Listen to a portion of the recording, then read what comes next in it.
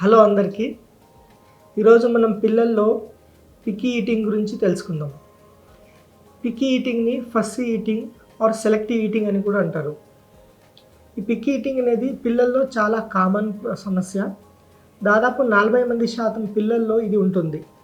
ఇది 2 to 6 years age పిల్లలు ఎక్కువగా ఉంటుంది. 5 years తర్వాత దీని ప్రభావం అంటే కొత్తగా వచ్చే పిల్లల శాతం తగ్గుతుంది. 10 సంవత్సరాల తర్వాత దాన్ని తగ్గడం ప్రభావం పూర్తిగా తగ్గిపోతుంది. కొంతమందిలో మాత్రమే అడాలసెన్స్లో దీని ఈటింగ్ డిజార్డర్స్కి దారి తీయవచ్చు. ఈ పిక్కీ ఈటింగ్లో ఏమేమి ప్రాబ్లమ్స్ ఉంటాయి, కాంపోనెంట్స్ ఆఫ్ పిక్కీ ఈటింగ్ ఏంటిదంటే, ఒకటి, వీళ్ళు కొన్ని వెరైటీ ఆఫ్ ఫుడ్స్ మాత్రమే యాక్సెప్ట్ చేస్తారు అండ్ తక్కువ మోతాదులో తింటారు.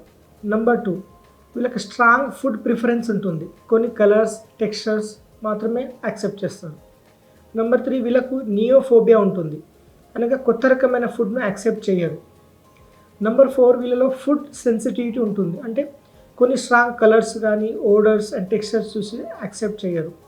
ఇంకోటి బిహేవియర్ రెసిస్టెన్స్, చాలా తక్కువగా తింటారు, స్లోగా తింటారు అండ్ టాంట్రమ్స్ చూపిస్తారు ఫీడింగ్ టైంలో. సో ఇవి components of the picky eating. ఈ పిక్కీ ఈటింగ్ వల్ల వచ్చే సమస్యలు ఏంటివి? నెంబర్ 1, వీళ్ళు చాలా తక్కువ వెరైటీ ఆఫ్ ఫుడ్స్ యాక్సెప్ట్ చేయడం వల్ల వీళ్ళకి బ్యాలెన్స్ న్యూట్రిషన్ అనేది దొరకదు. ఈ బ్యాలెన్స్ న్యూట్రిషన్ లేకపోవడం వల్ల విటమిన్స్ అండ్ మినరల్స్ డెఫిషియన్సీ వస్తుంది. అంతేకాకుండా ఫుడ్లో ఫైబర్ కంటెంట్ తగ్గిపోవడం వల్ల కాన్స్టిపేషన్, పెయిన్ అబ్డామినిటీ సమస్యలు వస్తుంది. తర్వాత వీళ్ళకు గ్రోత్ డిఫెక్ట్ కూడా వస్తుంది, వెయిట్ అండ్ హైట్ గెయిన్ అనేది తక్కువగా ఉంటుంది. అలా కాకుండా వీళ్ళలో ఫ్యామిలీ ఇంటరాక్షన్ టైం తగ్గుతుంది, పీర్తో ఇంటరాక్షన్ కూడా తగ్గిపోతూ ఉంటుంది. సో ఇది ఇంకా అడాలసెన్స్లో ఈటింగ్ డిసార్డర్స్ కూడా దారి తీయవచ్చు.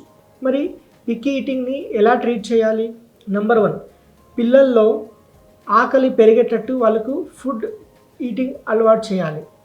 అంటే కంటిన్యూస్ గ్రేజింగ్ అని కాకుండా 3-4 అవర్స్కి ఒకసారి షార్ట్ మీల్స్ ఇవ్వడం, రెగ్యులర్ టైమింగ్స్లో డైలీ తినిపించడం. Number 2, avoid distraction. తినేటప్పుడు టీవీ చూపెట్టడం కానీ, ప్రోగ్రామ్స్ చూపెట్టడం కానీ, అలా కాకుండా ఒక టేబుల్ మీద ఫుడ్ను అరేంజ్ చేసేసి, లేదంటే హై చైర్ వాడి, సో అక్కడ కన్సిస్టెంట్గా అదే ఫుడ్ అనగానే అక్కడే పెట్టడం రొటీన్గా. ఆ తర్వాత ఫ్యామిలీస్ షుడ్ ఈట్ టుగెదర్. అందరు కలిసి తినడం వల్ల ఒకరిని చూసి తను నేర్చుకుంటూ ఉంటాడు. At the same time new food అనేది సిస్టమేటికల్లీ ఇంట్రడ్యూస్ చేయాలి. ఒక న్యూ ఫుడ్ను మనం 10 to 15 times ఇంట్రడ్యూస్ చేయొచ్చు. సో డిఫరెంట్ ఫార్మ్స్, ఒకసారి రా ఫుడ్, ఇంకోసారి కుక్డ్ ఫుడ్, ఇంకోసారి కుక్డ్ అండ్ స్మూతీస్ కానీ, డిఫరెంట్ టెక్స్చర్స్లో కానీ మనం ఇవ్వచ్చు.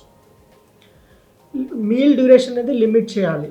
ఓకే, సో 15 minutes మనం మీల్ స్టార్ట్ చేసిన 15 minutes లోపల ఈటింగ్ స్టార్ట్ చేయాలి. 30 minutesకి ఫినిష్ చేయాలి. 30 minutes కంటే ఎక్కువగా ప్రొలాంగ్ చేయొద్దు. ఆ తర్వాత ఈటింగ్ టైంలో న్యూట్రల్ యాటిట్యూడ్ ఉండాలి. అంటే పిల్లోడు ఫుడ్ స్పిల్ చేసినప్పుడు కానీ, పక్కన ప్లేట్ నుంచి పక్కన పడేసినప్పుడు యాంగ్రీ కావడం కానీ, తినేటప్పుడు ఓవర్ యాంగ్జైటీ అవ్వడం కానీ, ఓవర్ ఎగ్జైట్ అవ్వడం కానీ, లేదా ఫుడ్ పడగానే స్పిల్ కానీ కోపం కావడం కానీ, పనిష్మెంట్ చెప్పడం కానీ, సో ఇలాంటివి చేయకూడదు. పైగా పిల్లల్లో, పెద్ద పిల్లల్లో ఫుడ్ ప్రిపరేషన్లో వాళ్ళని ఇన్వాల్వ్ చేయాలి. సో దీనివల్ల వాళ్ళకి ఇష్టం కూడా పెరుగుతుంది. So thank you.